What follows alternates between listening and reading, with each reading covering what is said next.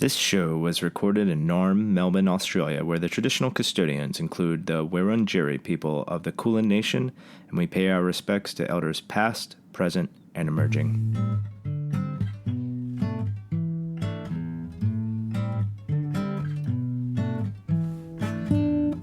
I'm Trip Collins, and this is Book Science, the podcast that explores how the best science books are written and why they matter.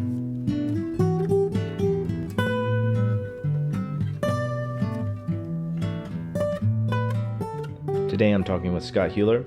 Scott is an author, editor, and producer of written and audio content. He is the walking embodiment of curiosity. He kept me laughing throughout this conversation, and I've learned so much from Scott, from his books and from this conversation in particular. You can find out more about Scott at scotthuler.com, and I hope you enjoy this conversation with this absolute legend.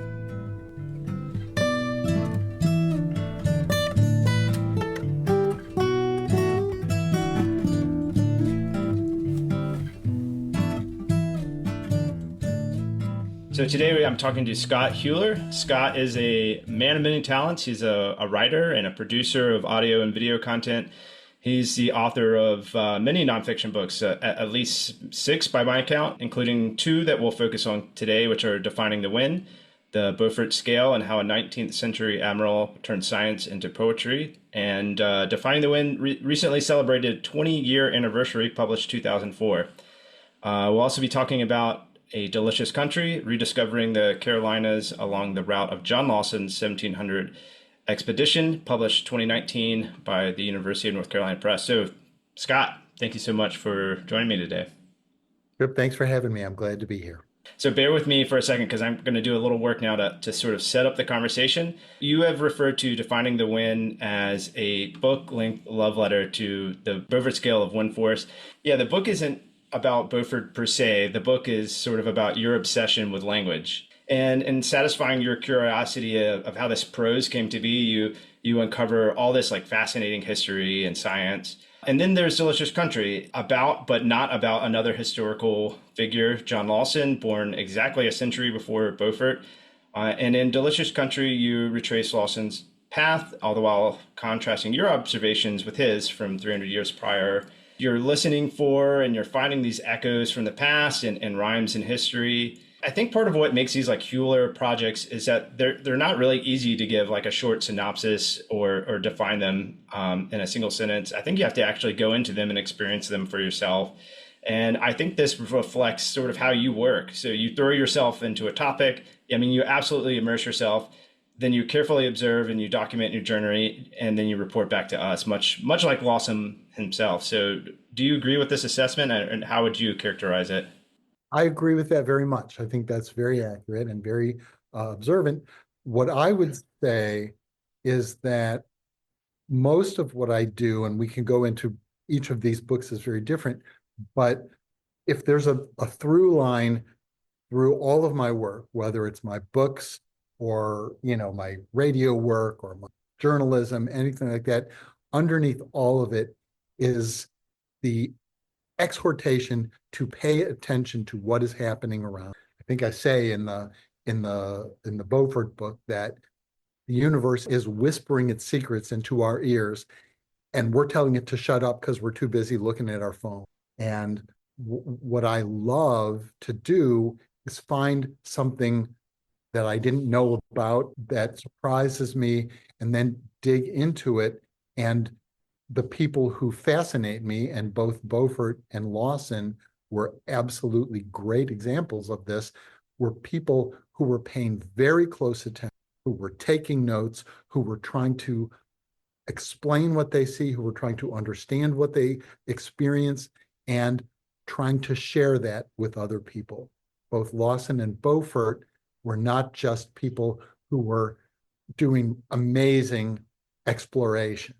They were people who wanted everybody else to understand. That's, as you say, the language is such a fundamental part of it to me. I'm a writer. I love language. I love working with it and manipulating it and thinking about it and being delighted and surprised by it. And that's how, really, in a way, that's how my entire work as a writer started was by stumbling onto the Beaufort scale and falling in love with it first as a piece of writing and then ultimately as a scientific tool. When you are paying attention, like you did when you first read the Beaufort scale, how do you separate the wheat from the chaff? Like how do you know that something is worth paying attention to? Well, what a great question. It's, I guess which Supreme Court justice was it who said about pornography? I know it when I see it.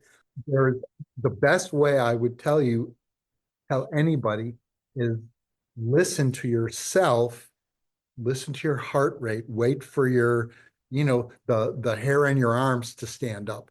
When something, wait, actively hope for your mind to be blown. And when something blows your mind, just stop and be there for that moment. So with the Beaufort scale, what happened was I was a copy editor at a publisher about computer systems.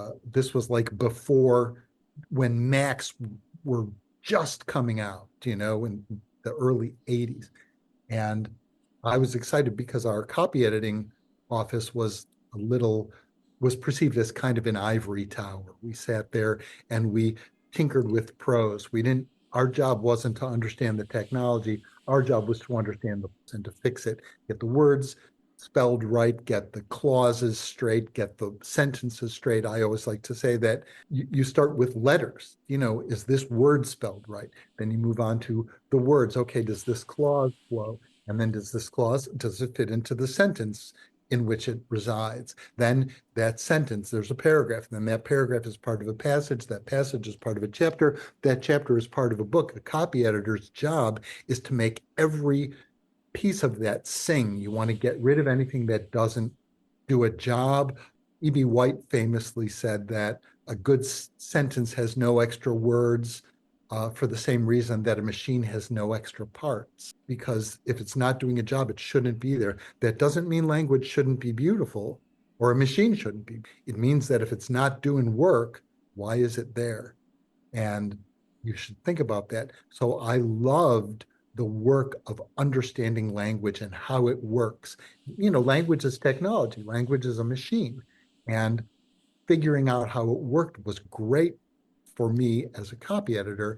And I like to tell people that a copy editor, the relationship between a copy editor and their dictionary is a little bit like the relationship between an adolescent and like a Playboy magazine. The less you know about it, the better. The relationship is a little too intense for outside eyes, but you read the dictionary. If a copy editor considers himself a knight errant, him or herself, which most do, and they should, because copy editing is God's work on earth, the dictionary is your squire. The dictionary is the person working with you. And so we would read the dictionary when we had a few moments. You would just drift through it. You have this wonderful relationship with your dictionary. And one day I opened it up and here's the Beaufort scale. And I'm reading it and I'm stunned by not just the beauty of the language. The language of the Beaufort scale is beautiful, but by its efficiency. The Beaufort scale, it's 110 words long. I've counted. And it tells you everything that the wind can do from zero, smoke rises vertically. Think of what a powerful piece of descriptive prose that is. Smoke rises vertically. You know instantly if you're looking at a chimney or something and the smoke is going straight up, there is not a breath of, because it takes no wind at all for the smoke to drift. So if smoke is rising vertically, wow. And also smoke rises. I love that sentence. Subject, verb, adverb. What a beautiful, and you've learned so much. And then, sentence after sentence, it would take you somewhere, and it was using all of your senses. It's the sensory data is what blew my mind about that. One, light air, direction of wind shown by smoke, but not by wind vane. Two, wind felt on face, leaves rustle, ordinary vane moved by wind. That's already using four of your senses, right? assuming you could smell that smoke, you're looking, hearing, you're feeling, wind felt on face. Who hasn't had that experience? This is a scientific, a linguistic scientific instrument for explaining what the wind is doing, and you're getting this poetic stuff. And then, of course, you get up to 5, fresh breeze, where it says small trees in leaf begin to sway. Well, as you know, in English, iambic is our natural rhythm. Small trees in leaf begin to, that's iambic tetrameter. And then crested wavelets form on inland waters. That's trochaic pentameter. Oh my God, you're just reading this and you're like, this is the best poem I've ever read. What's going on here? And I'm showing it to the other people in the copy editing office. Oh, that's kind of nice. Nobody's nobody's experiencing the sort of paroxysm of joy that I am. So I'm like, okay, this is special for me, but I need to know more about it. And that's where I think it turns out, I didn't know it at the time, that I'm a natural reporter. That's what I am. I'm a researcher. My entire life, who's more lucky than me? My entire life is indulging my A student tendency.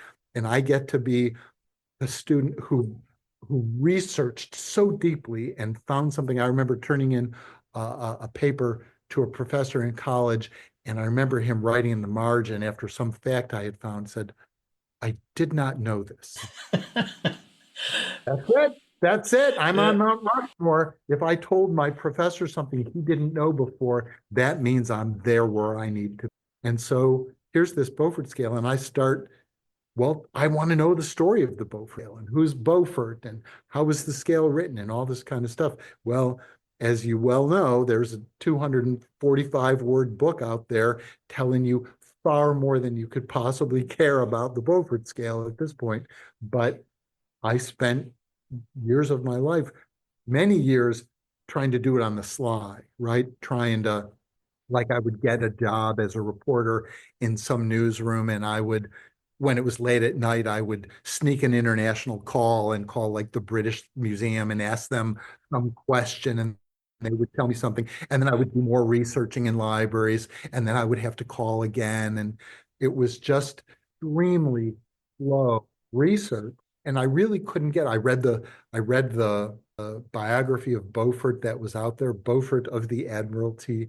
My now my wife, then my girlfriend, we would see me with that, and she would say, Beaufort of the yeah.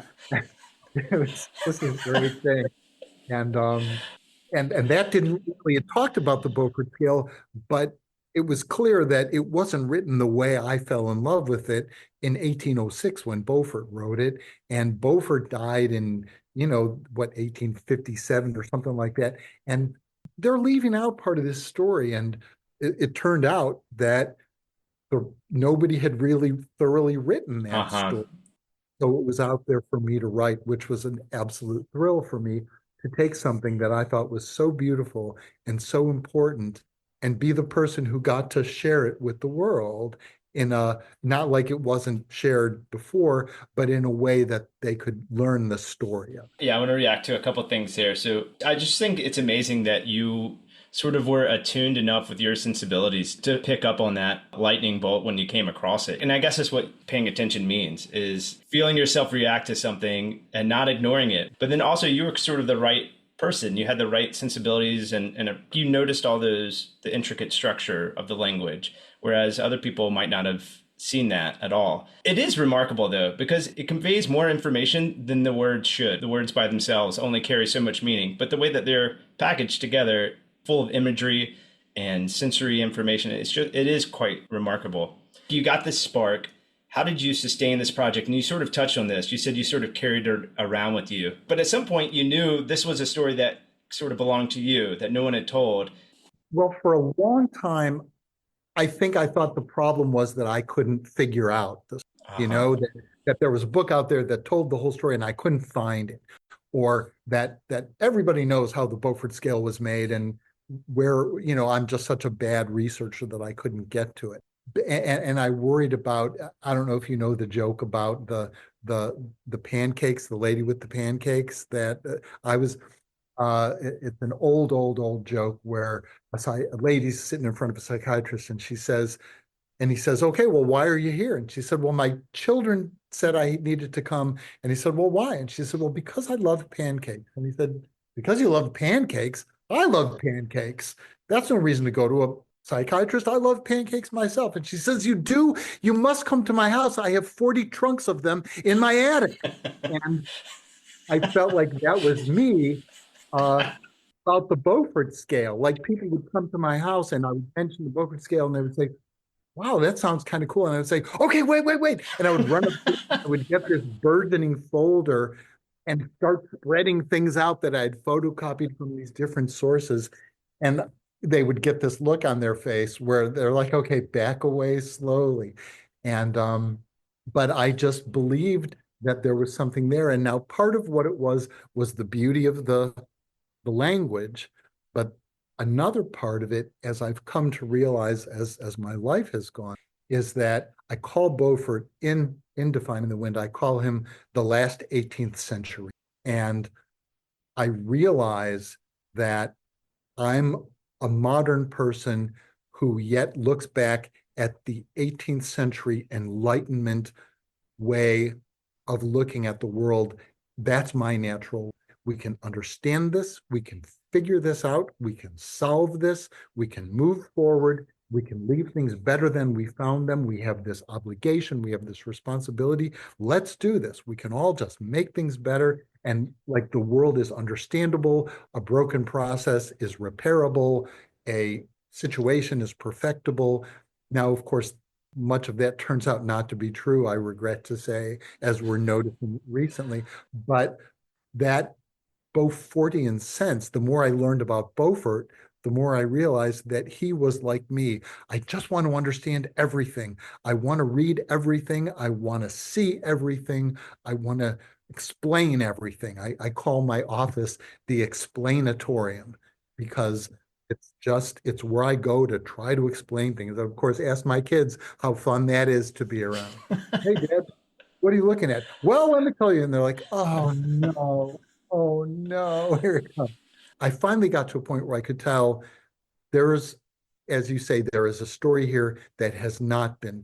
I didn't find the key until I had already sold the notion of the book and was really researching the book. It was only, when I could really say, this is my job, is researching this project, that I finally got to all the different places I needed to and found the 1906 paper written by a cadre of engineers that had the beautiful Beaufort scale. You, at some point, you were able to center that work in your life. Right. I spent many years as a reporter. Now, I didn't set out to be a reporter. I set out to be a writer, which you should think ruffled sleeve cuff and a quill pen. And, you sit around and stroke your chin and then you think, aha, and a light bulb or maybe like a whale oil lamp appears over your head. And then you begin writing your deathless prose. Of course, that turns out not to be how it works. I started selling little things and found that, hey, if you write things for newspapers and magazines, they give you money. And you could make your living doing that. So I stumbled into journalism as a pure features writer. I was never like your cop shop guy. I was never the guy up to my armpits in FOIA requests, right? I was always the guy when I was on staff at a newspaper or magazine. I was the guy who, like, if your cat could play the violin, I was the guy you would. So I fell into this love affair with writing features because your job, if you're a features writer at a newspaper or magazine or at a radio station, your job is to find weird stuff going down and then go there and ask the people, why are you doing that? You know, how's that work? Tell me more about that. And then you get to explain it to people and then you're on to the next. It's the best job in the world for somebody who's naturally curious, who likes language, and who's, the boring guy at the dinner party who makes everybody at the table listen to some stupid thing.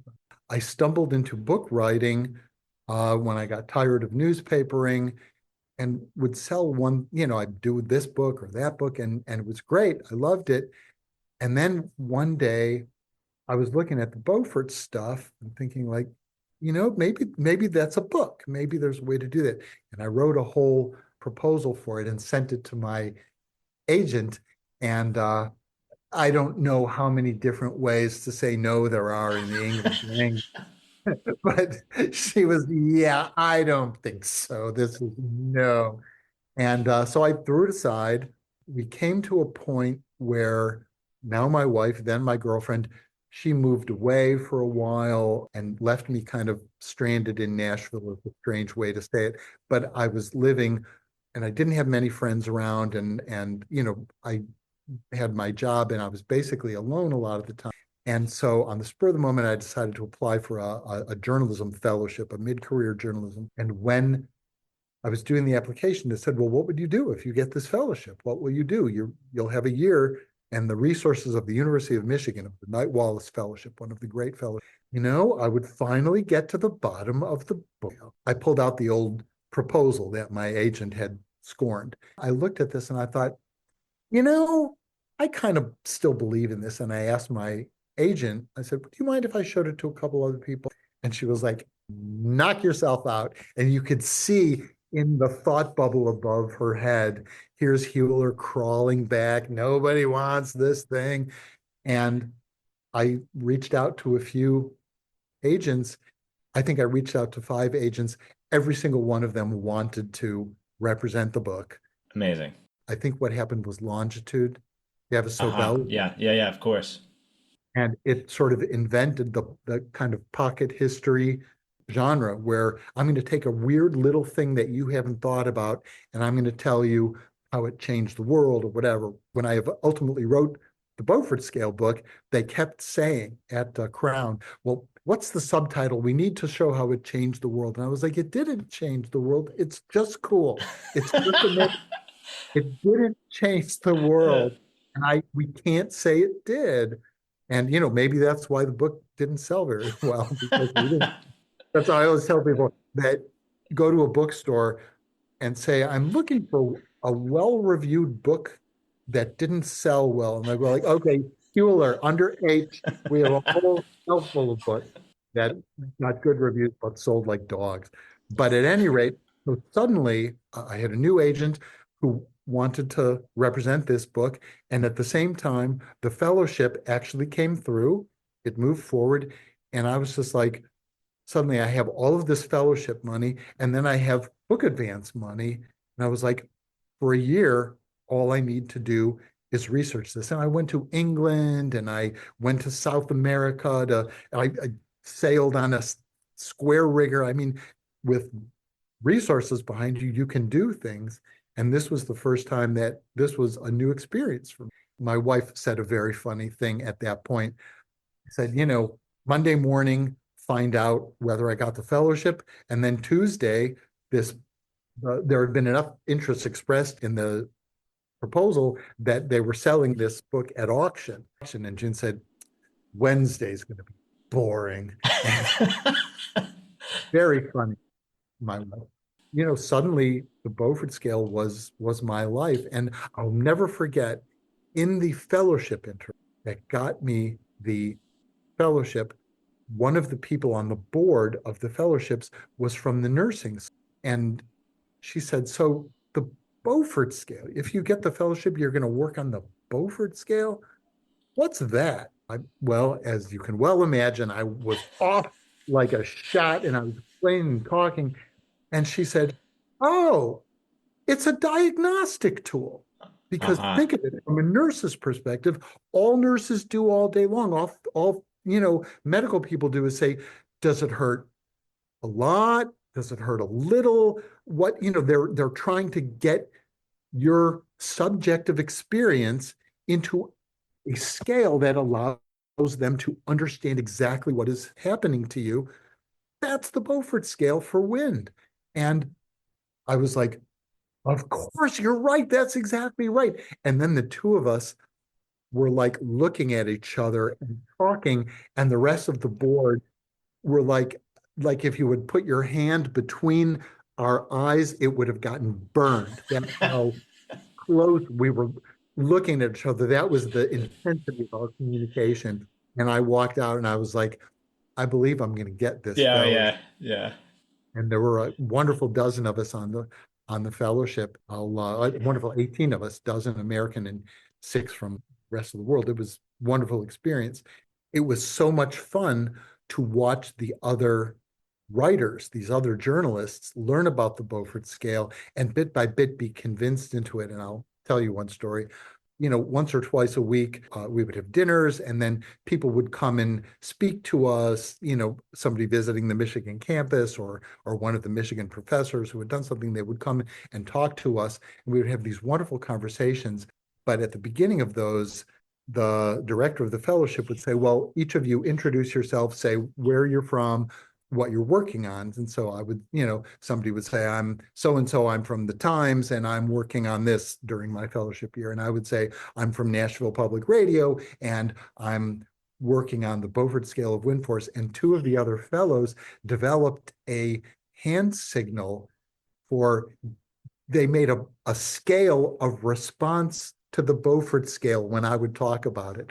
Like some people would say, okay. And then they would move on to the next person. They would like put on their cheek a little, their thumb and forefinger in as a little circle, like zero, sorry, bad. Or somebody would say, the Beaufort scale, tell me about that.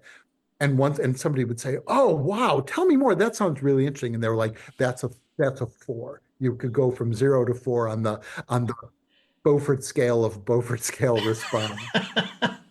I felt like that was one of the moments where I felt like I am onto something. People Yeah. get this. They like it.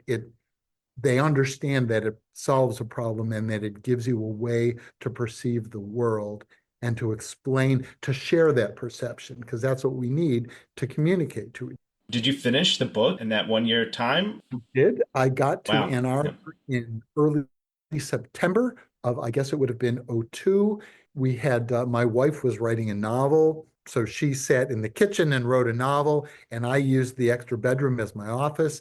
And I sat there and wrote. And, I would travel or I would go to the library. I took a meteorology course, just I wanted to look at this from every angle. When I left Ann Arbor in August, I had finished a draft of the book. Wow. It was the most incredible year to Yeah. to just live in this book. When I was writing the other books I had written beforehand, I never had that amount of time and I never had that amount of resource. So I was having to do lots of other things.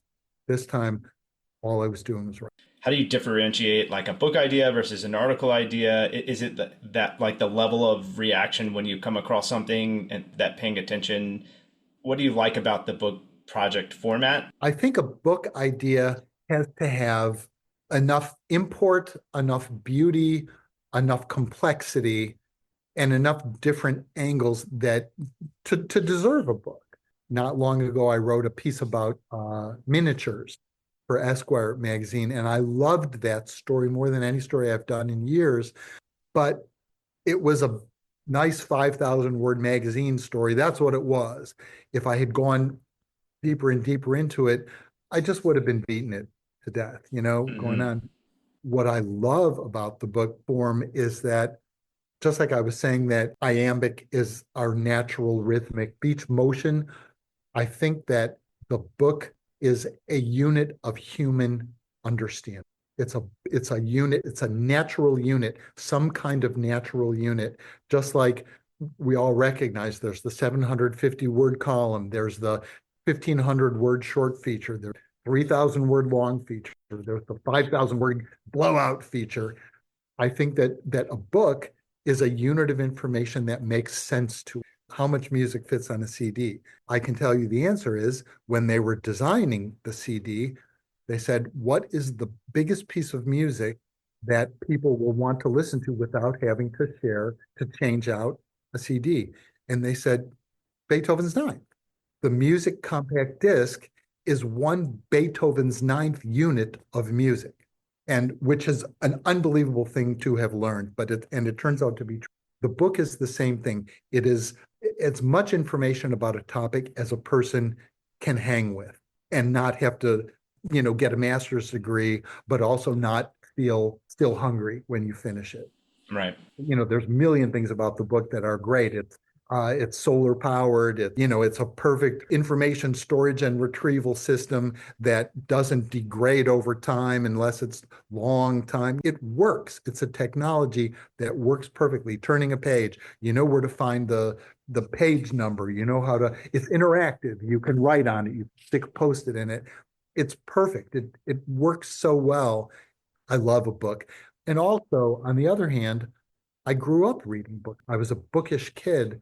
Books are the thing I love more than anything else. Yeah, and there's something to the length of a book. You have to spend time with it. At the risk of sounding old, like there's something about spending hours, days, a week, a month with material, marinating in it. It's not just reading the words, it's taking your time with it.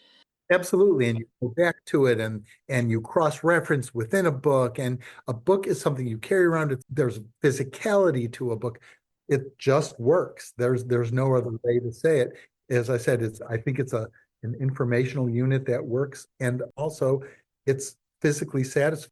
They talk about it might have been Cory Doctorow, I can't remember who it was, who talked about the invention of the internet and then the sort of clarification of how the internet should work.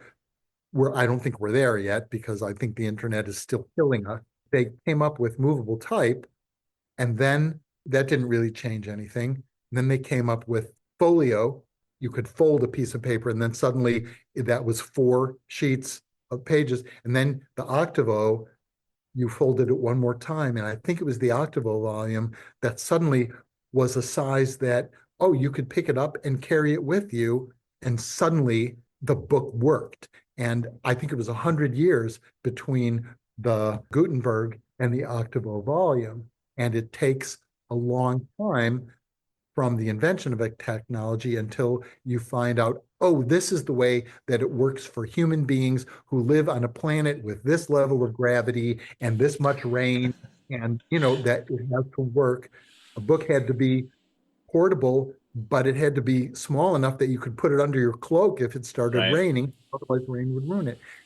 Before that, we knew what books were. Books were these enormous things that were chained to desks that monks wrote in. Yeah, You yeah. know, that's that's not that satisfying a technology. But when you can carry the book with you, whole different thing. I think you're very funny, but it's not like you're often in your writing, at least you're not crafting jokes, but your style is such that you're sort of unfiltered or maybe authentic, and that results in very funny moments.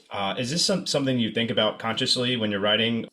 Another great question. I think I wouldn't say I'm consciously thinking about it, but I'm always aware that I'm conveying information, but if I'm not entertaining you, it's over. If I'm doing soft shoe, that's a problem. That means I don't have enough information. That means I don't have the story. But if good jokes come up and or clever ways to describe something, to explain it to you in a way that will hopefully delight you, that's, what is humor? Humor is surprise. Yeah. I'm hoping to surprise you with the information, but if I can surprise you in the rhythm and in the expression of it, even better. And I learned this doubly when I started giving reading. You books come out, then you go to the bookstore and you stand in front of people and give them reading. And I learned that you have to have some monkey shines built into whatever you're going to say or whatever you're going to read, because I don't care how beautiful your prose is, people are going to fall asleep on you unless you keep them snappy, make them laugh a little bit. You have to say something they didn't expect. That's what I like to read too. I want to be reading a book that's okay. I know where we're going. You're telling me, oh, I didn't see that coming. You just told me something that was funny or that was sly or that was clever or that delighted me in a way I didn't expect. That's what I want out of my reading experience, out of my listening. I remember in college listening to a Mozart piece and suddenly realizing that like a tempo change was a joke. Mozart had you going and then he surprised you and he was elbowing you in the ribs. And I was like, that's, it wasn't like classical music that you're just supposed to gaze at in awe. It was Mozart having a conversation with you, and he wanted to keep you with him, and he wanted to wake you up or surprise you. And I loved that. And I think that that's part of what's going on there. A big part of what's going on is that my writing, and I work very hard to make it this way, is conversation. Yes. I want it to feel like we're talking about this topic. And I want you to feel like you can ask a question. And I hope that if you have a question, sometime in the next pages or chapters, you will find the answer to that question because I want it to feel like a conversation. I think every writer is trying to convince you that what their topic is worth your attention. And a great way to get people to believe you is to make them glad to be around you. Yes. If you're entertaining me, I'll stick with it. Yeah, especially when you're approaching complex topics. Like a lot of your books really dive into some complex stuff, but you somehow keep it conversational, keep it unself-conscious maybe, or not take itself so seriously, even though the topics themselves can be quite serious or quite complex. You still want to convey it in a way that's fun. Right. Yeah. No, what do they remember the movie Arthur? Don't you love fun? Isn't fun the best thing to have? Yeah, objectively. And so I want readers to be having fun Yeah. when they're reading my work. I want them to say, gosh, that was fun. I'm going to give this to someone else, or I'm going to go buy 200,000 more of these and distribute them to everyone. So far, that hasn't happened yet, but maybe one day. Uh, I want to ask you about science a little bit. So Beaufort was a man of science. Lawson, what he did certainly qualified as science in his day, although that word scientist had yet to be coined. Neither of the books are like strictly about science communication, but I learned so much from both of them. And obviously you're drawn to scientific topics. So what is it that's like attractive about science or scientific thinking? It's organized and you get results. That's the best thing about science. I read somewhere just the other day, someone saying science isn't about answers, it's about better and better. Is that Newton understood it all, right? Well, he did until Einstein showed up, right? And then we're like, oh, Newton's wrong, except no, Newton's not wrong. Newton's exactly right to the degree that he understood things. Einstein came along and asked better questions. And now we're getting into science that are almost unimaginable. You talk to me about quantums, and I'm like, the cat is dead or it's alive. Yeah. That's all. So there's a lot for me to learn there. And I want to learn how to ask those questions because it's clear that quantum physics is a real thing. It's too much for my puny brain, but I would love to understand it better. So maybe I'll find a way to write about it. But the scientific method of understanding the world is why we have so many things that work. It's why we have modern dentistry. It's why we have antibiotics. It's why you and I are sitting and talking to each other, literally an entire world apart. And it's beautiful and it's magical and it's marvelous, but it's all understandable and communicable. And that's why I find so much of the struggles that we're currently going on in the United States is that so many of the things that are guiding us now are objectively wrong. It's easily the science shows no, that's not right. People, well, I don't believe in climate change. That's not an option. Right. Climate change is not Santa Claus, not God. It's not something that you have the option of feeling one way or the other. It's reality. You can decide you don't want to do anything about it. That fills me with regret. But you can't, if you tell me that you don't believe in climate change, what you're telling me is that there's no point in our continuing our discussion because when you face objective reality, you decide that you have the option of whether to engage with it or not, and that's a very dangerous. So I love science solving problems, and it's science is a way of thinking. Exactly. Yeah. It works. It works. And that's why I love it. I'm not a scientist. I mean, I would call myself a scientist in that I believe in science and I focus on it, but I don't do science. I describe it.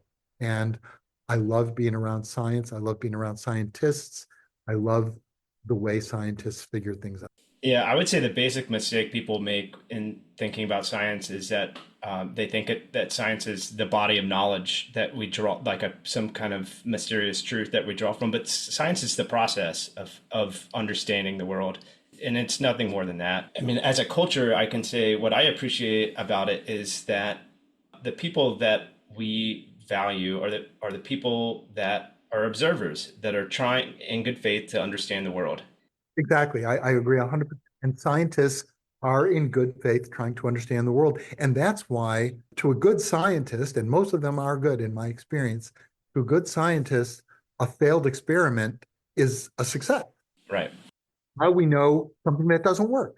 Okay, our hypothesis was proven wrong. That's an enormous step forward. We're all thrilled when the hypothesis is right, and now we think that we have a new drug, or we have a new machine, or we have a new way of understanding something. But the results are the results, even when they're disappointing. Yeah, that's absolutely right. When it's working well, scientists are happy to be wrong. One point I disagree with you on, though, I think you absolutely are a scientist. To be an observer, to watch the world, that's what it is to be a scientist. So, Scott, you're a scientist. I accept that, and I thank you. I want to bring it back to Beaufort. Maybe we'll come back to him, but if we don't, this would be one way to kind of book in that topic. Beaufort, he lived a life worth writing about for sure, but in the end, he wasn't really responsible for the particular version that set off those fireworks in your brain. So maybe tell the story of tracking down your Beaufort poet. Right. Well, what happened was, at some point, one of the many professors, or meteorologists, engineers that I spoke with said, well, the original, this Beaufort scale that you see in the dictionary, this came from the Sir George Simpson paper of 1906. And I was like, oh, of course, the Sir, it's like, okay, well, and somebody gave me a copy of that paper, and it's this, what they were trying to do was, as steam took over from sail, the original Beaufort scale, the thing that he really did was he gathered, as you've noted, gathered ideas from people who came before him, and took the wind and made a scale that he could apply to sailing ship, which every sailor in the world sailed on the same kind of ship and would understand. If you said this particular kind of ship was carrying this kind of sail, you would know how fast the wind was going. And so this was of immense importance. We are still gathering information from ships from 200 years ago because of Beaufort's scale. And that was wonderful. But as steam started to take over, well, suddenly you lost this. We were all using, this sailing ship as a sort of gauge. Well, now we have a new gauge. How's that going to work? Somebody came up with a state of sea scale, like looking at the waves. But the problem is, you have swell and you have waves, and then you have wind going in different directions. So it's not like wind speed of Beaufort scale 4 is going to give you waves with these characteristics. It's always going to be different. And so they were trying to figure out, they were trying to add miles per hour to the Beaufort scale so that it could be more accurate, and figure out how to do that. And so these engineers, in the Met Office, the meteorology office of the United Kingdom, set a bunch of observers to observe the wind in coastal places. Each of them would say, we have an anemometer. They had great equipment by the early 1900s. They had actual anemometers. The anemometer says it's going such and such. Here's what I observed. And so all these different observers would give you these different things that they had noticed. But there was this one guy, the North Shields observer, who would write like little eddies of loose paper in alleys. And I was like, that's the guy. That's my guy. Oh my God. First, I went to North Shields so that I could find out where he worked at the post office and where his observation station was. And I walked between where the post office would have been and where his observation station was, so that I could see what kind of landscape he walked through and what he would have noticed. And that was very exciting. I felt like this guy was a poet. He was somewhere, there had to be love letter him right to his wife. And he's, oh my God, I've got to find this stuff.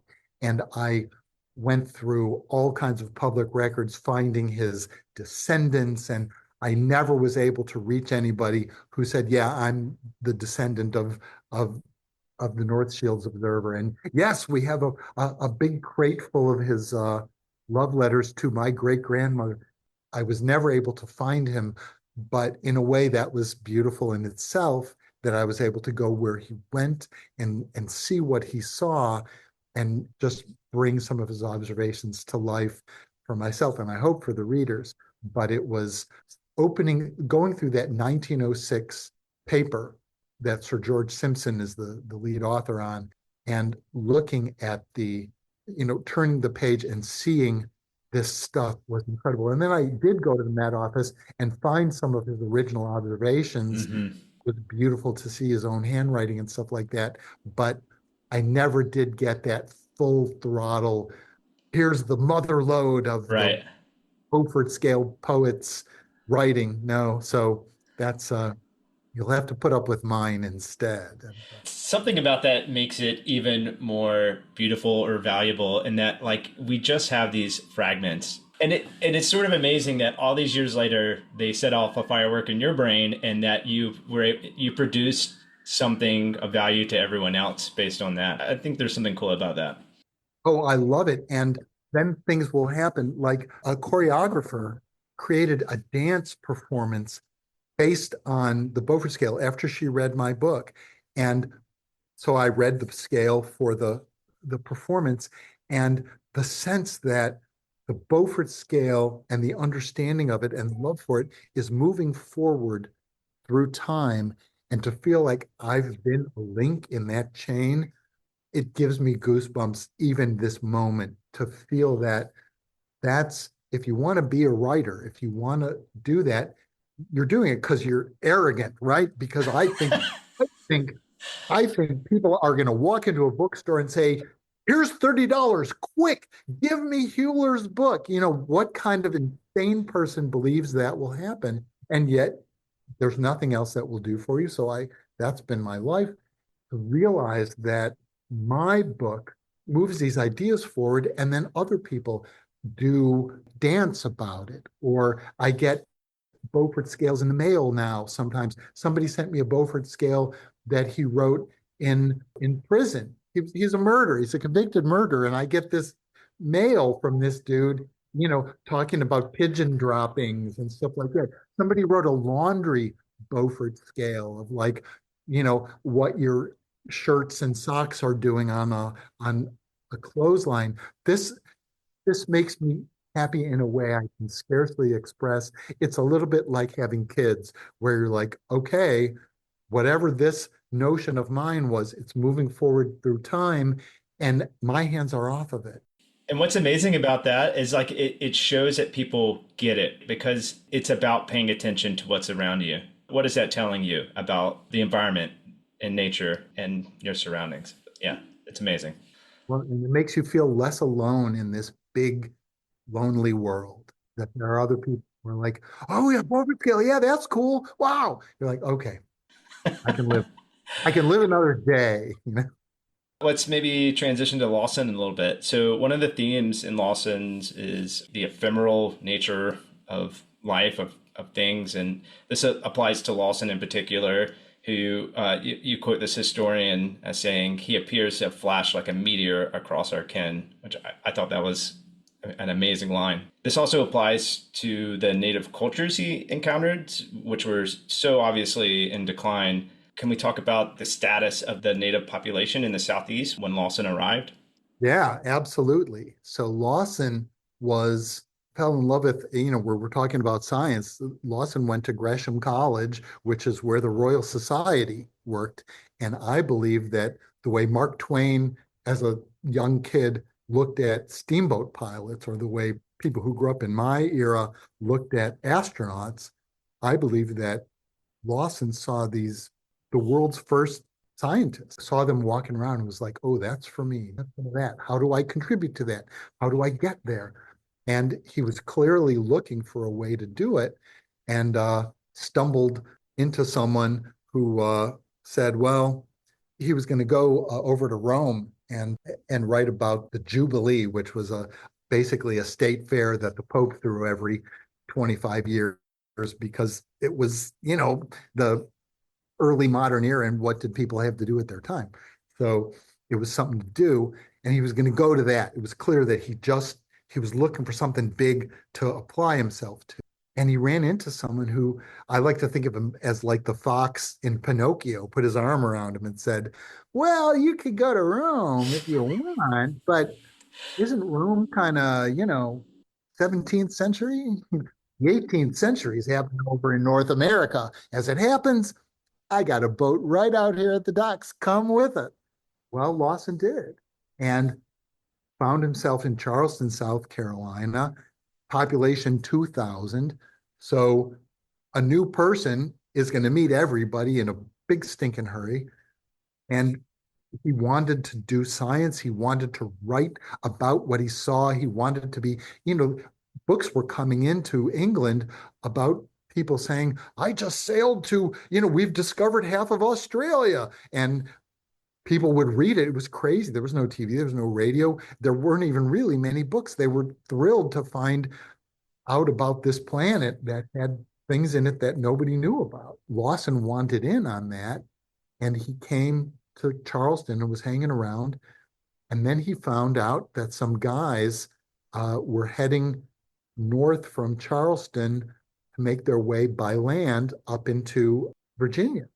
And that was a valuable thing because just like Beaufort was part of the project of people understanding all of the winds because the wind was oil, right?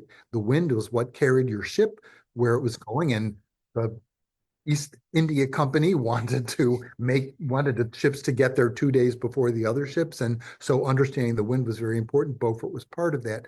Lawson, before all of that, was like, oh, people are starting to understand the world and describe North America, this continent full of things that nobody's ever seen before. I want to be part of that.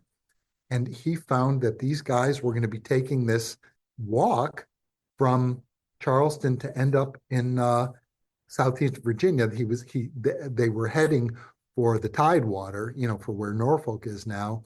As it turned out, they ran into Indians sufficiently hostile that Lawson just headed due east instead at one point. But he wanted in on that. And I like to think that he was sitting around in some public house, 1700, and heard some guys talking about this project. And he was like, can I come? You're like, okay, sure. And these were Indian explorers. These were some of the greatest explorers of the day who were setting out on this journey. Lawson jumped in this canoe with them and off he went. It was just, that's how you did it. What I love about it is that Lawson, the first thing I learned in retracing his was that he didn't do any of the hard work at all. They were all paddling, and Lawson's writing. I'm convinced that Lawson sat in the canoe writing because Lawson's book is full of complaining, full of complaining. It's snowing, it's wet, I'm hungry, the food's lousy. He's just talking and talking about what was terrible. I would have loved to travel with Lawson. We would have sat around and bitched every night. It was the most fun. First thing I did, I spent the first week of retracing his journey. He spent his first week in a canoe, and so I did the same thing, paddling up. And 2 hours into my journey, I cared about only two things in this entire vast world. I cared about which direction the wind was blowing and which direction the tide was running, because I was fighting it to get this canoe, this moving northward.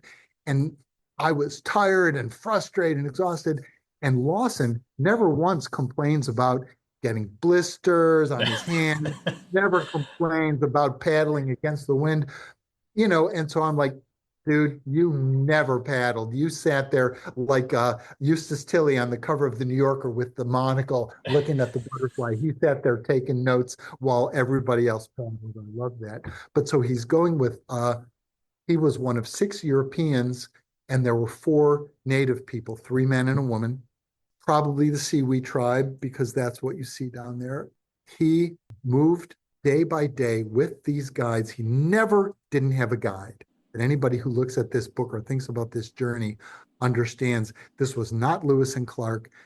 This was not men manfully macheting their way through jungle. No, he was on paths and he was being led by the nose by native guides, by Indian guides. I'm comfortable saying Indian because I will tell you, I met so many people from so many tribes, and I said, how do you prefer to be? And they were like, the United States has a Bureau of Indian Affairs. I Right. don't care. Indian is fine. And, I'm not sure I would do that now. I think even 10 years later, I think I would call them Native Americans, but nobody ever said, don't call me Native. He was dealing with tribe after tribe, and they would feed him. These guys would just walk into town. Hi, we're here. We're hungry. Anybody? Help. And universally, here, sit down. We'll give you some food, give you a place to stay. We'll talk to you. We'll tell you. We'll describe what we're doing. It was unbelievable. And Lawson was alone among the people who have written about them, alone among them who understood that he was not seeing Native Americans in their natural habitat. He wasn't seeing Indian culture in its blossom. He was seeing the ragged end of something. He says several times in his book, there is not 1 out of 6 Indians left from what there would have been 50 years. He's like, I'm seeing the end of something. He understood that he was walking through a culture on a knife edge that 50 years before him, he would have seen, even though smallpox was making its way through North America, even though guns had arrived and horses and all kinds of things that were going to change the world forever. Still, an awful lot of native culture remained. 50 years later, you're talking, the Revolutionary War. Right. He understood somehow that he was at a moment of staggering change. And he felt that he would document what he saw and what they told him to the best of his ability. And it was this book, Lawson describes Indian culture. He describes what's growing. He describes animals that they catch and what they eat and what they don't. And he describes funeral culture and traditions. And it is so beautiful. And the most important thing that I would say about Lawson is that he treats these cultures with such enormous respect. He loves these people. He respects them. He sees them as fully human. He says several times, I don't have the book in front of me, but he says, we consider ourselves educated and we consider ourselves advanced, but an Indian walks by our house and we let him go. If you walk by a house of an Indian person, they're going to make sure that you have food. Do you need something to eat? What do you need? They're not noble savages. They're not perfect. I'm not saying that. I'm saying that he looked at the cultures as fully human, equal to the culture that he had left, just different. And everybody else, he called them savages like everybody did at that time. He wasn't asking them for their pronouns. Right. Don't was respectful and loving towards these people. And they were very kind towards him universally. And he saw the remnants of tribes, right? How there's a process where several different tribes who had been through warfare, through slavery, through disease, through alcohol, had been demolished. The tattered remnants of several tribes would get together and then create a new town and function. He saw these places and he just understood that he was really seeing the end of something. And I'm so impressed by that because I fear that I would not have been able to notice that I just would have said, this is the Indians and this is how they're like. And he was like, this is how they're like now. They tell me what they used to do. And wow, he's a great scientist and a great reporter. Yeah, I think, especially for his time, like that perspective was really rare. You say in the book, in Lawson's time, two narratives seem to compete for primacy regarding the New World. first was that North America was in essence empty, a virgin country awaiting European settlers, and the other was that the Indians were savages to be swept aside.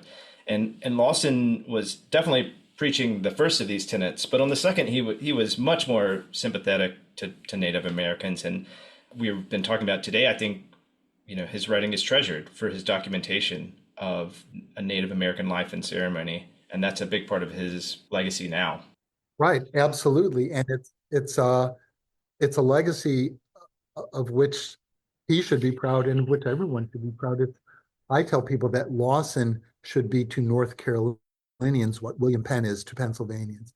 Everybody should know about him. He was in every way the first European citizen of, not first like numerically, but the first truly great North Carolinian, just like Penn was the first great Pennsylvanian. And I would love to see more attention to him. And I hope that my book would really wake people up to law. There is some evidence that the respect was reciprocal. So you quote Lawson as saying this is him talking to one of his guides. He's saying if I would take his son Jack, who was about 14 years of age, and teach him to talk in that book and to make paper speak, which is their way of the way they call our writing, he would wholly resign him to my tuition, telling me he was of the opinion I was very well affected to the Indians. And this passage was affecting to me because, yeah, maybe this person probably thought highly of John Lawson, so that speaks to his character. But also, this guy probably saw the writing on the wall and was trying to do the best he could for his son, given the enormous amount of change that was going on. I think that's exactly right. That's Eno Will. And that's what Lawson called him, Eno Will. I think he understood that, yeah, these Europeans were here for the long haul, and dealing with them was the best long-term strategy you could develop for the future. And so he wanted his son to do that. It doesn't sound like it happened, but it was a beautiful notion. And the friendship between Lawson and Will sounds like it was a very, very beautiful thing. And I was very grateful that every tribe I met, I felt like I met someone who would sit and tell me the stories that they had. One of them was the Santee tribe. I met the vice chief of the Santee tribe, which I love the term because it's such a combination of the cultures, right? The the vice, Yeah. that's like right out of the Constitution, but the chief, that's still Native American. But she sat down with me. She said, "So what do you want exactly?" When we were talking on the phone. And I said, "Well, I'm retracing Lawson's steps, and so I thought that we could walk a little together." And she had recently had a operation, so we weren't going to do that. And I was like, "But so are you familiar with Lawson?" She said, "I never don't know where my copy of Lawson is. Let me explain." She said, "I grew up Indian in the binarily segregated American South." She said, "In my elementary school, if a white kid wanted a drink of water, go to the drinking fountain. If a black kid wanted a drink of water, there was a crappy drinking fountain next to the nice drinking fountain for you. If an Indian kid wanted a drink of water, the principal would have to come in with a little cup of." How much more erased could a population be? She left school, eventually got herself a GED, and then she went to community college, and I think ultimately got a 4-year degree. But she was in college and had a class where they read Lawson, and she said, book after book you're reading, and all of these European people talking about these savages, and here's Lawson speaking with obvious respect and obvious affection of these people who were kind to him and who he tried to be kind to in response. In many ways he failed, but he tried. And she was like, he gave me my history. He gave me my history. Oh my God. What a powerful thing to run across as we're talking about being a writer, being a reporter. This is why you leave the house, is to find someone whose life was so profoundly enriched by this guy who's like, I found his book amazing too. And now suddenly we're a community. Well, she directed me to they have a sort of a longhouse, a big Quonset hut that they had built on a piece of land that they owned. She said, that piece of land means my tribe has land again for the first time in like a century. It's just amazing to run into these people. And then I would, would meet people who would talk about, you want an arrowhead here, come here. And they would just, let's take a walk in this field. We'll find, amazing that this history and tradition is still in the earth beneath our feet. And yet the people have been so devastated with nothing. Sales of the book aside, I mean, meeting someone like that must just be so reaffirming in your commitment to do projects like these. Oh, absolutely. Oh, the fact that my books sell like dogs has not not had the tiniest effect on whether I want to keep writing more books and doing this work. I'm either very stupid or very committed, or perhaps both. But no, this is what I do. I Yeah. go out, I talk to people, and one of the things that I found very powerful for myself was to remember I didn't want to slavishly retrace Lawson and step everywhere he stepped. I wanted to do what Lawson did. Mm. What Lawson did was say, here I am. Let me go out into this place and document it and take basically, take a data set, do a transect, right? Like Grinnell's transect of Yosemite, famously. And he said, I'm doing this. A transect, as your listeners may or may not know, is when bunch of scientists, a bunch of observers go through a place and write down, what do you see, what's growing, what lives here, what's the weather like, and just describe it and document it so that a century later people can look back and say, well, okay, how does it compare?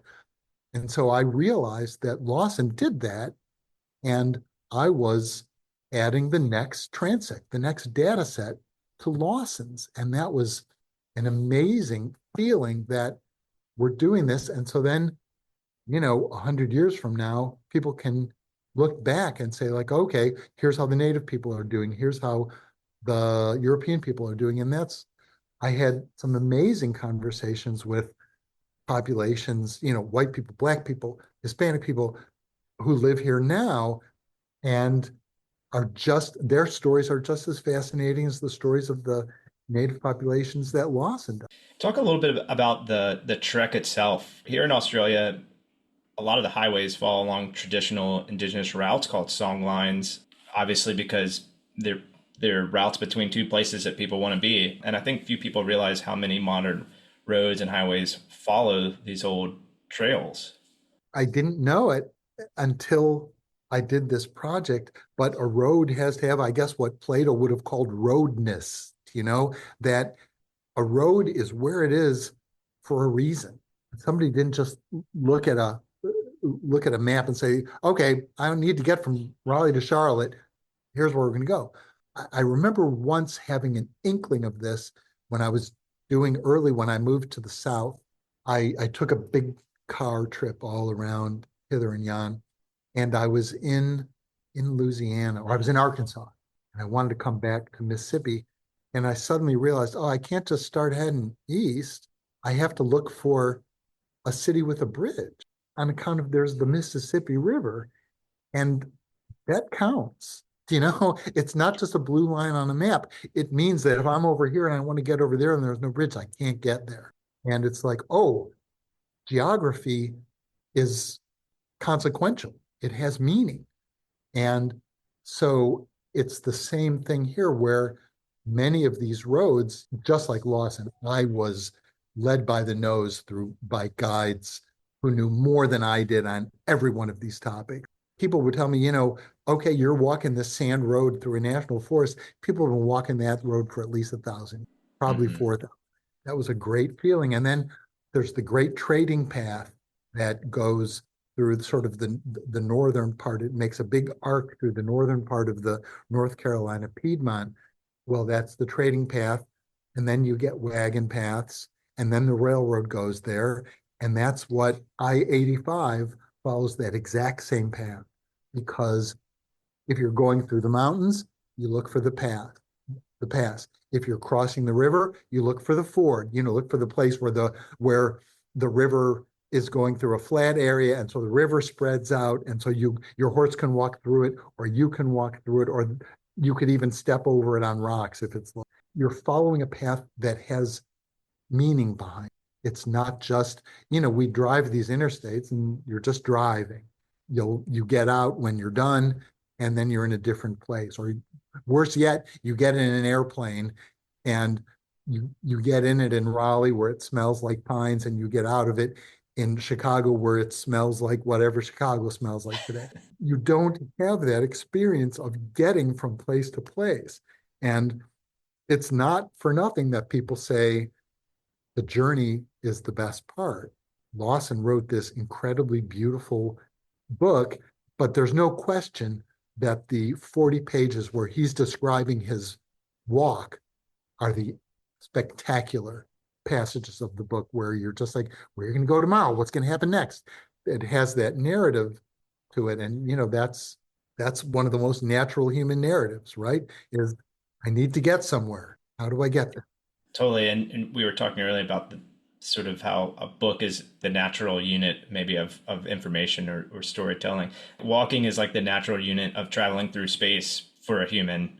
Lawson, he was definitely at the intersection of art and science. He was among the first like observational nonfiction writers, but he had prose like the following lines here, like fragrant vines and evergreens who aspiring branches shadow and interweave themselves with the loftiest timbers, yielding a pleasant prospect, shade and smell, proper habitations for sweet singing birds that melodious entertain such as traveler through the woods of Carolina. I mean, that just, I don't know, knock your socks off with that. But there's something so powerful about combining careful observation and incredible prose. And I think there's like a thread through history of people who did this really well. Lawson, von Humboldt, Charles Darwin, Rachel Carson, and they like something about that captures the public imagination. What do you think's going on there? Well, I think it's Homer. We want the story. And so the beautiful language helps us, but we want to learn something about it too. So there's the human lessons in there, the observational, the analysis. Here's what the terrain is like. Here's what the country's like. But also, here's what it was like when I was trying to get there. It's all of those things. And what's a journey? It's a person trying to get somewhere, trying to do something. We're all every second of our lives in that striving place of I am here and I need to be there. And what adventures will I encounter on the way? And that's an incredibly satisfying, fundamentally human story. I did this book retracing Lawson's journey. I also did a book retracing the journey of Odysseus through the Mediterranean because it's the same thing. Now that's a fabulous journey. That's, if I tell you that I went where the Cyclops lived, you're going to lock me up and throw away the key. But if I tell you that I went to a cave that sounds a lot like the cave Homer describes Odysseus visiting, and then I try to make sense of the story of Homer and of Odysseus and the Cyclops, and what human lesson are we trying to learn there through that? That becomes very satisfying experience. And I think it's the same thing with Lawson, is that Lawson took a walk, saw some stuff.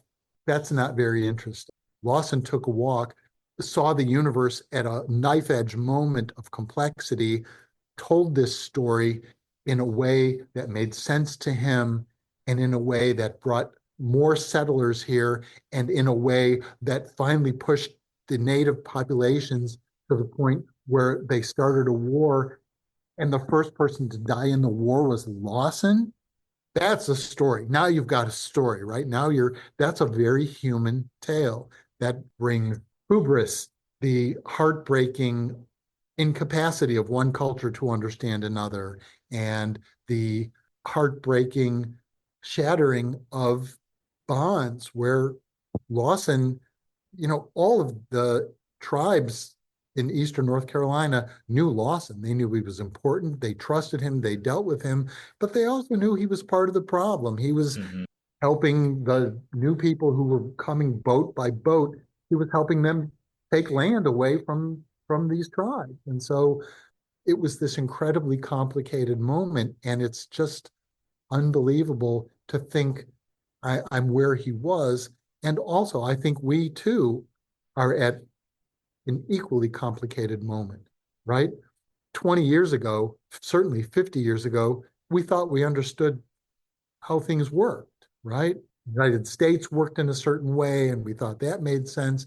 And the earth worked in a certain way, and we were trying to clean it up. We knew we were being, we were polluting, and that was no good, but we had no reason to think that we were shattering an ecosystem that was going to change so radically in our own lifetimes that we wouldn't be able to know what came next.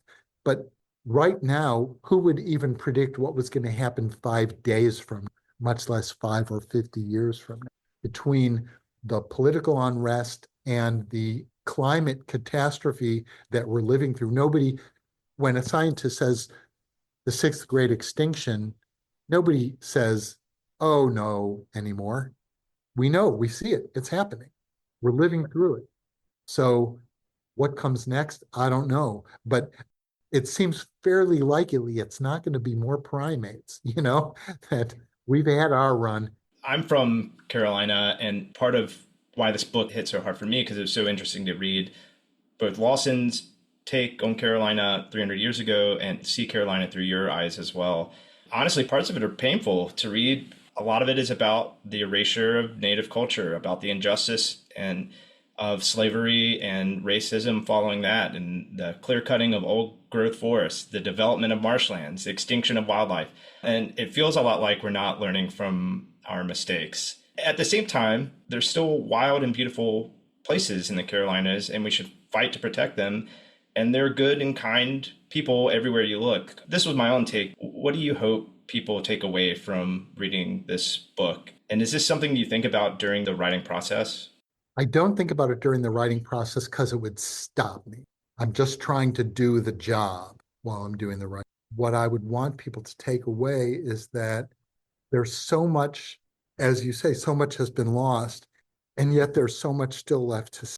And we should be about the business of trying to save, and not just because we're, good and kind people, but because we'll have much better lives. The more we save, the more we teach our children how to live healthy lives and lives in synchrony with their environments and with the world, the better things will be for them and for their children should all of that happen. And it's better for everyone. It's clear. Again, we've lived through it and we've done enough observation to see we have resources enough for all of us. We have the capacity to improve things, to fix things, to make things better. We're not the Hobbesian war of everyone against everyone. It doesn't have to be that way. We can see this. The 5,000 years of human history, the hockey stick curve of how fast we learn and how fast things change is now all but totally vertical. And so everything is changing so fast that it's just it seems impossible to know what to do. We can look to someone like Lawson and say, and to Beaufort in the same way, understand what you can, be willing to see differently than those around you. Lawson saw the native tribes as lovely, beautiful, and fully human people when he was surrounded by people who saw them as subhuman. Share what you understand in the hopes that others will build on that understanding. I was shocked when I stumbled across Lawson's book and while I was working on another book and went looking for the book for my book base.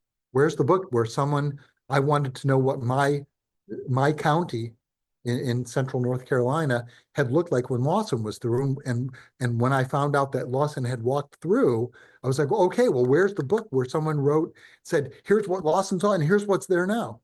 Like, where is that book? And to discover that book didn't exist, I was like, y'all have had 300 years. What have you been doing? But obviously I was thrilled. I was like, oh boy, now I know what I'm about. With other people. And I think that was a big part of it, was you connecting with other people as you made your way through the trek, sometimes literally connecting with other people, I guess oftentimes literally. Can you talk about some of the what you call heroes of Lawson's trek? Oh, wow. Well, the first person was a woman named Kathy Livingston, who at that time ran an outfitter in Charleston. And I was planning my trip and I reached out to her and I was like, I want to rent a canoe. And she was like, well, for what? And I told her what I was going to do.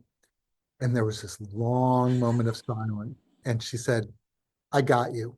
And she would not allow me to rent the canoe. She donated the canoe for the project and would have let me keep it, in fact, if I had wanted to. But she found me guides for every step of the way while I was on the water, partially because she wanted help and partially because she was like, this dumbass is going to drown.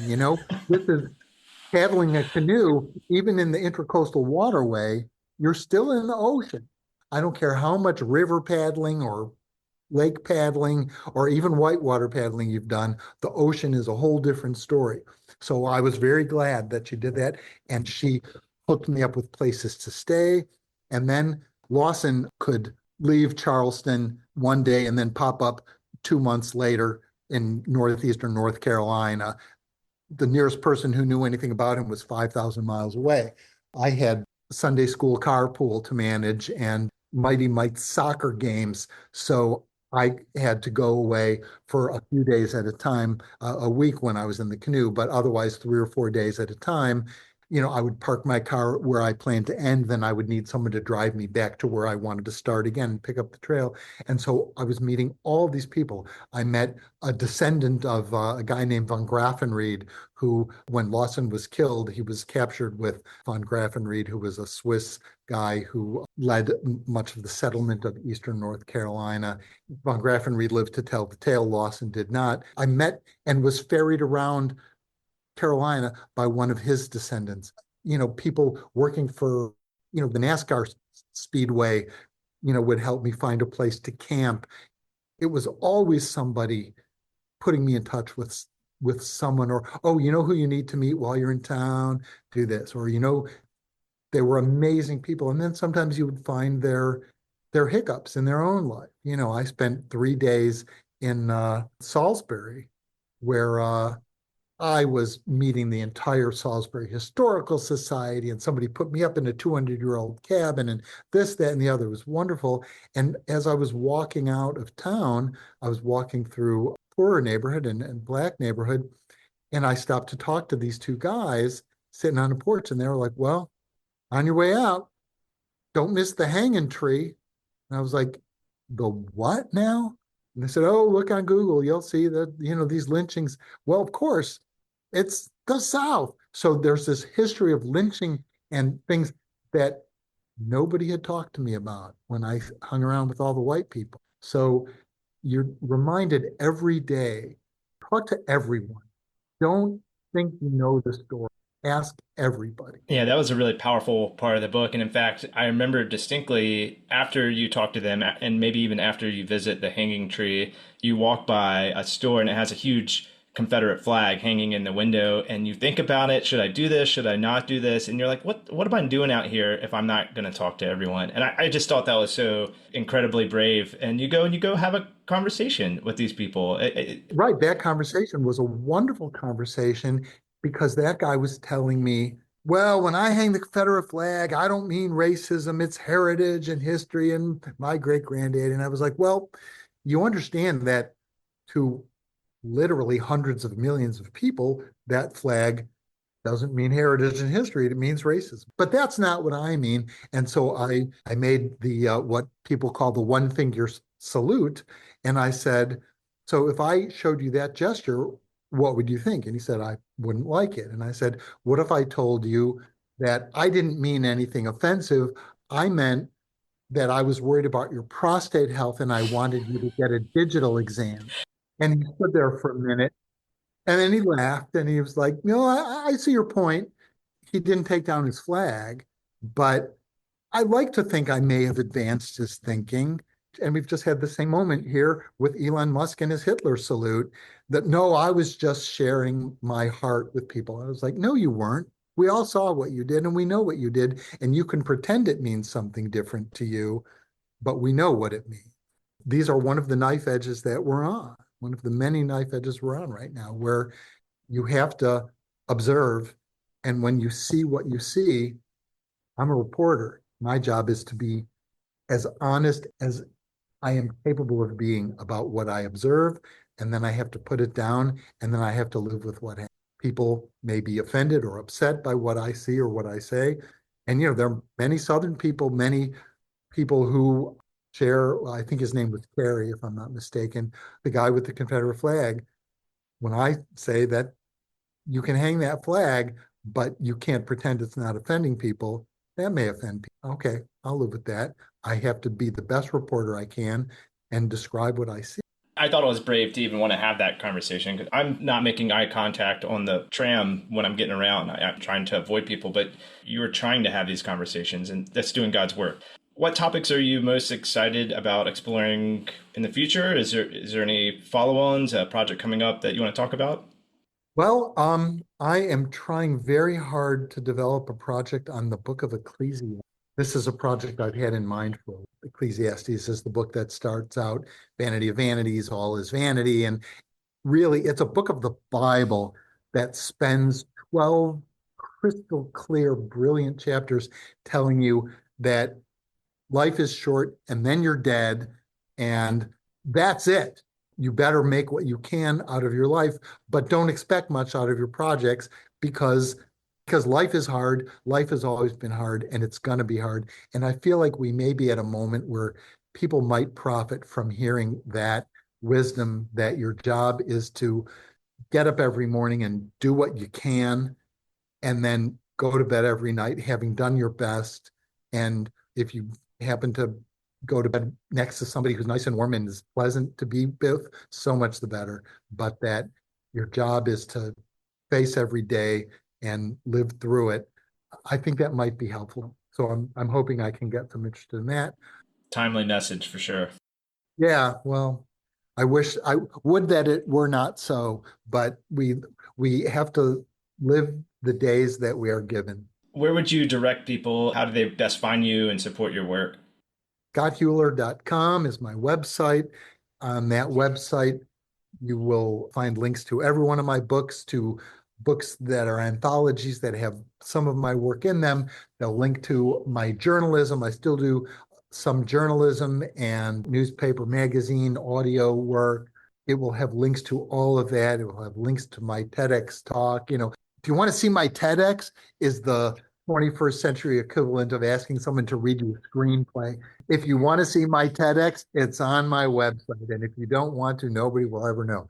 That's where I would send people to find out more about my work. Scott, there's so much more to talk about, but I think we probably ought to leave it at that for now. I want to end by saying thank you. You're one of the first authors I reached out to when I began my writing journey, and you were immediately encouraging and enthusiastic, but also realistic. So thank you for that. When I think of your work, I think of obsession and immersion. I think of observation, the art of paying attention, connecting with other people, a genuine interest in their stories, and most of all, I think of curiosity. And at some point in Lawson, you say to call someone curious is the highest imaginable compliment. And Scott, you're someone who walks through the world just brimming with curiosity. So thank you for coming on today. What a very, very lovely, flattering description of my work. And I thank you very much for that. It's been a joy to be here.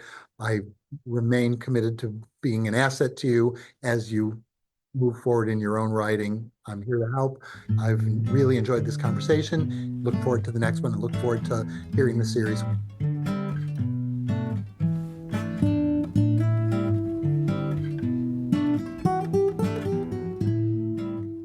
Hey, Trip here. Thanks so much for tuning in. If you enjoyed the show, there are a few ways you can help us keep the conversation going. First, be sure to subscribe, rate, and review the podcast. It really helps us connect with more listeners. If you can, also share the episodes with friends and family on social media. We also have a Patreon, so if you have the means, please consider supporting us directly. Patreon supporters get access to the book science community and bonus content only available for supporters. The Patreon is also a great place to get in touch, and we'd love to hear from you. So what books would you like to hear us cover next? Remember, you can find show notes and all things book science, as well as everything else I'm working on at tripcollins.com.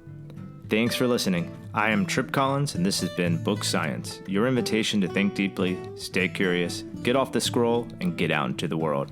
Take care.